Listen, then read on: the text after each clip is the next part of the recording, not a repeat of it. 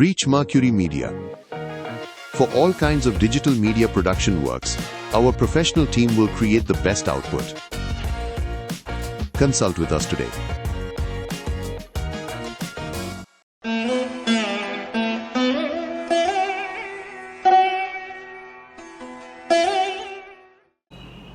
ஓம் சரணாகத தீனார்த்த பரித்ராண பராயணே சர்வஸ்யார்த்திகரே தேவி நாராயணி நமோஸ்துதே.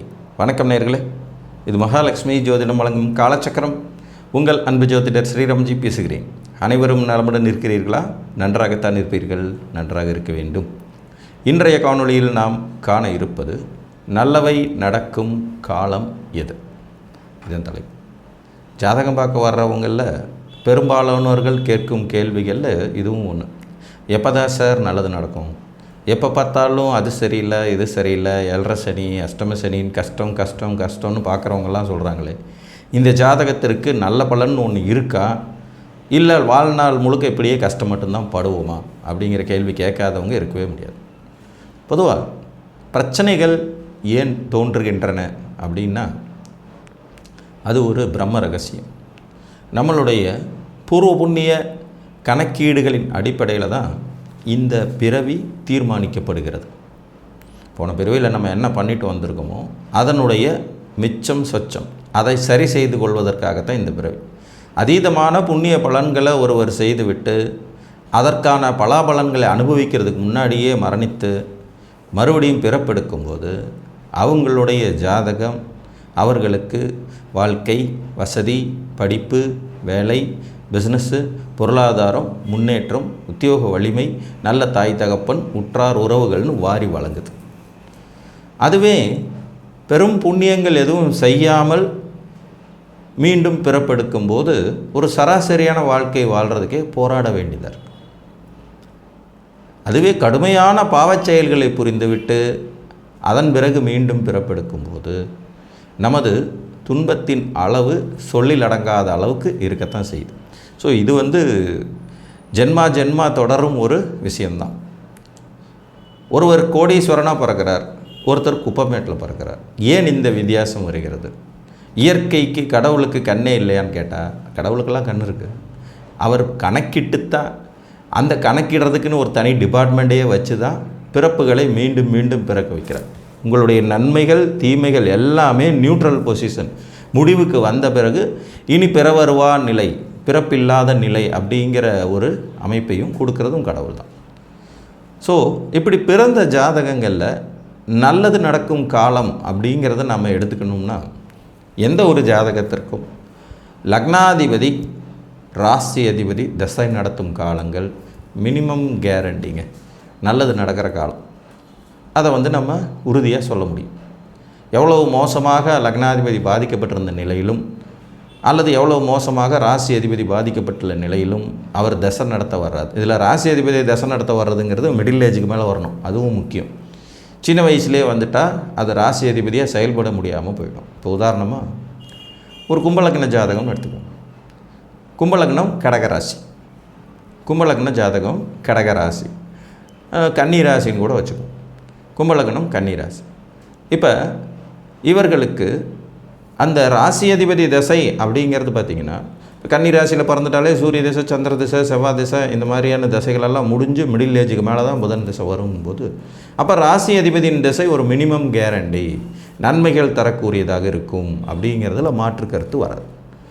நம்ம பொதுவாகவே நம்ம லக்னத்திற்கு எதிரி கிரகங்கள் ராசியாக வந்தாலும் கூட 6வது அதிபதியோ 8வது அதிபதியோ 12வது அதிபதியோ பாதகாதிபதியோ ராசியாக வந்தாலும் கூட அந்த தசாநாதன் குறிப்பிட்ட வயதிற்கு மேலே தசை நடத்தினா அது நல்லது நடக்கும் காலம்தான்.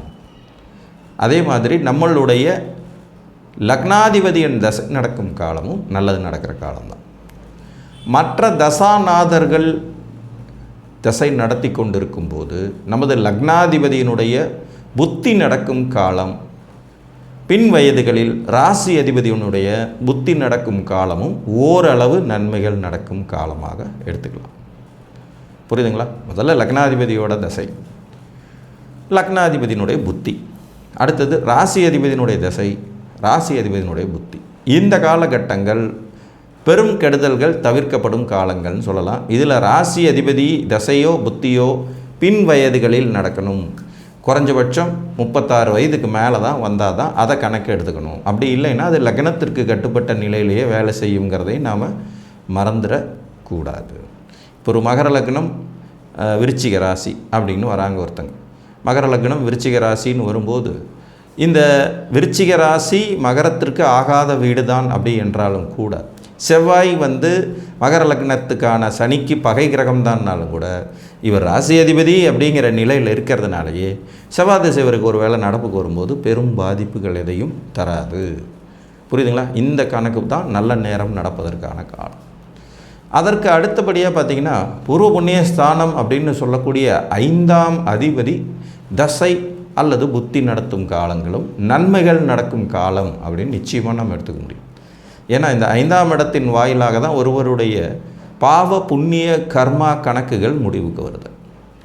5ஆம் இடத்தில் வலுவான கோள் இருந்து உங்களுக்கு தசை நடத்தினாலும் அல்லது 5ஆம் அதிபதியே உங்களுக்கு தசை நடத்தினாலோ புத்தி நடத்தினாலும் அந்த காலகட்டம் நிச்சயமாக உங்களுக்கு ஒரு வளர்ச்சிகரமான யோகம் தரக்கூடிய காலமாகவே இருக்கும். அது ஒரு நெகட்டிவான காலம்னு எடுக்க வேண்டிய அவசியம் இருக்காது. இதுவும் நல்லது நடப்பதற்கான சாத்தியக்கூறுகள் உள்ள நேரமாகவே இருக்கும். உங்கள் லக்னத்திற்கு எதிரி கிரகங்களாகவே இருந்து அவர்கள் 5ஆம் இடத்தில் வலுப்பெற்றால் அப்போது நன்மை தீமை இரண்டும் கலந்து நடக்கும் அப்படிங்கிற பலன்களையும் நம்ம எடுத்துக்கணும். இப்போ ஒரு உதாரணமாக ஒரு மகர லக்ன ஜாதகம், இவருக்கு 5ஆம் இடத்துல உச்ச சந்திரன், 7க்கு உடையவரான சந்திரன் சனிக்கு அவ்வளோ பெரிய நண்பர்னெல்லாம் சொல்லிட முடியாது. அவர் 5ஆம் இடத்துல உச்சம் பெற்ற நிலையில் அவருக்கு இருக்கிறார். அப்படிங்கும்போது சந்திரபுத்தி நடக்கிற காலங்கள் உங்களுக்கு நல்லது நடக்கும் காலமாகவும், சந்திர திசை நடப்புக்கு வந்தால் அது நல்ல திசையாகவும் இருக்கும். பட் இதில் ரிஷபத்தில் சந்திரன் உச்சம் அப்படிங்கும்போது சின்ன வயசுலேயே சந்திர திசை முடிஞ்சு போயிடும். எப்படி பார்த்தாலும் முடிஞ்சிடும். அல்லது ஒருவேளை சந்திர திசையை வராமல் போகுங்கிற அந்த விதியையும் நம்ம ஞாபகத்தில் வச்சு, 5இல் வலுத்தவன் உங்கள் எதிரியாக இருந்தாலும் அவனுடைய புத்தி காலங்களில் நன்மை தீமை கலந்துருக்கும். இதுவே உங்கள் நண்பர்களாக இருந்தாங்கன்னா நன்மைகளை வாரி வழங்க தயங்க மாட்டாங்க. இப்போ இதே மகர லக்ன ஜாதகத்திற்கு சுக்கிரன் 5ஆம் இடத்துல ஆட்சி பெற்ற நிலையில் இருக்கார். அப்போ 5ஆம் அதிபதிங்கிற முறையில் இவர் வலுப்பெற்று இருப்பது ஜாதகருக்கு நல்ல காலம் எது அப்படின்னா சுக்கிர திசை நடக்கிற காலம், சுக்கிர புத்தி நடக்கிற காலம். புரியுதுங்களா? எந்த ஒரு திசையில் சுக்கிர புத்தி வந்தாலும் மனதிற்கு இனிய சம்பவங்கள் நிகழும் இந்த 5ஆம் இடத்தின் வாயிலாக அப்படிங்கிறத எடுத்துக்கலாம். ஃபஸ்ட்டு லக்னாதிபதியோடைய திசை அல்லது புத்தி, அடுத்து மிடில் ஏஜுக்கு மேலே ராசி அதிபதியினுடைய தசை அல்லது புத்தி, அடுத்து 5ஆம் இடத்தில் வலுக்கொண்ட கோள்களின் தசை அல்லது புத்தி, அல்லது 5ஆம் அதிபதியின் தசை அல்லது புத்தி. புரியுதுங்களா? ஸோ இது நல்ல காலம்னு சொல்லலாம். இதற்கு அடுத்தபடியாக ஒருவருக்கு அதிர்ஷ்ட வாய்ப்புகளையும் நல்ல பலன்களையும் குருமார்கள் அனுசரணையும் பெரிய மனிதர்களின் ஆதரவையும் தரக்கூடியதான 9ஆம் அதிபதியினுடைய தசா புத்தி காலங்கள். நீங்கள் எந்த லக்னத்தில் பிறந்திருந்தாலும் உங்களுக்கு 9ஆம் அதிபதியினுடைய தசையோ புத்தியோ நடப்புக்கு வந்ததுன்னா இதுவும் நல்லது நடக்கும் காலம் அப்படின்னு நிச்சயமாக எடுத்துக்கலாம். அதே மாதிரி 9ஆம் இடத்தில் வலுக்கொண்ட கோள்களின் தசா புத்தி நடந்து அது உங்கள் லக்ன சுபராகவும் இருந்தார்னா அந்த காலகட்டமும் ரொம்ப சிறப்பாக இருக்கும். உங்கள் லக்னம் எதிரியாக இருந்தார்னா அதுலேயும் 50-50 சாய்ஸுங்கிற மாதிரி நன்மைகள் தீமைகளும் கலந்து நடக்கும். புரியுதுங்களா? இப்போ ஒரு கன்னி லக்ன ஜாதகர், இப்போ கன்னி லக்ன ஜாதகத்திற்கு 9ஆம் அதிபதியாக சுக்கிரன் வரும்போது அவருக்கு சுக்கிரனுடைய தசையோ புத்தியோ நடக்கும்போது நல்ல பலன்கள் நடக்கிறதுக்கான காலம் இது. நல்ல நேரம் உங்களுக்கானது. வீடு கட்டலாமா, இடம் வாங்கலாமா, புதிய தொழில் தொடங்கலாமா, திருமணம் செய்யலாமாங்கிற மாதிரியான கேள்விகளுக்கு அந்த நல்ல காலத்தை பயன்படுத்தி கொள்ளலாம் அப்படின்னு நம்ம பதில் சொல்லலாம். அதே கன்னிகா லக்னத்துக்கு 11ஆம் இடத்துல 11 கூடை சந்திரன் போய் 9ஆம் இடத்துல உச்சம் பெற்ற நிலையில் இருக்கிறார்னா சந்திரபுத்தி நடக்கிற காலமும் உங்களுக்கு நன்மையான பலன்களை கொடுக்கத்தான் செய்யும். ஏன்னா இந்த வீடு தரக்கூடிய தன்மைகளை அங்கே அமர்ந்த கிரகங்கள் வெளிப்படுத்தியே ஆகணும். புரியுதுங்களா? ஏன்னா வீடு தான் ஒரு கிரகத்தினுடைய கேரக்டரை முடிவு செய்யும். அந்த வீட்டின் தன்மைகளை பிரதிபலிக்கிறதுக்காகத்தான் அந்த வீட்டில் அந்த கிரகங்களுக்கு வலிமையே தருது.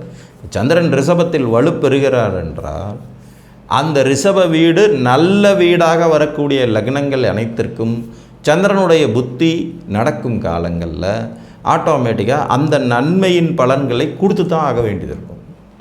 இவர் லக்னப்படி கெட்டவராகவே இருந்தாலும் அந்த நன்மையின் பலனை உங்களுக்கு தான் பெற்ற காரகத்துவ ரீதியாக ஆதிபத்திய ரீதி அதையும் கலந்து கொடுக்கவே செய்யும் அப்படிங்கிற அந்த விதியையும் மறந்துடக்கூடாது. ஸோ இப்போ நல்லது நடக்கிற காலங்கிறதுல முதல்ல லக்னாதிபதியினுடைய தசை, லக்னாதிபதியினுடைய புத்தி. அடுத்து மிடில் ஏஜுக்கு மேலே நீங்கள் வந்துட்டிங்கன்னா ராசி அதிபதியினுடைய தசை அல்லது ராசி அதிபதியினுடைய புத்தி. அதற்கடுத்தது 5ஆம் அதிபதியின் தசை அல்லது 5ஆம் அதிபதியின் புத்தி. அதே மாதிரி 5இல் வலுப்பெற்ற கிரகத்தின் தசாபுத்தி காலங்கள். அதற்கு பிறகு பார்த்திங்கன்னா 9ஆம் அதிபதியின் தசை அல்லது 9ஆம் அதிபதியின் புத்தி. 9இல் வலுப்பெற்ற கோள்களின் தசாபுத்தி காலங்கள். ஸோ இதெல்லாமே நமக்கு நன்மைகள் தரும் காலங்கள் தான் என்று கூறி மீண்டும் ஒரு காணொலியில் உங்களை சந்திக்கும் வரை உங்களிடமிருந்து அன்புடன் விடைபெற்றுக் கொள்வது உங்கள் அன்பு ஜோதிடர் ஸ்ரீராம்ஜி. நன்றி, வணக்கம்.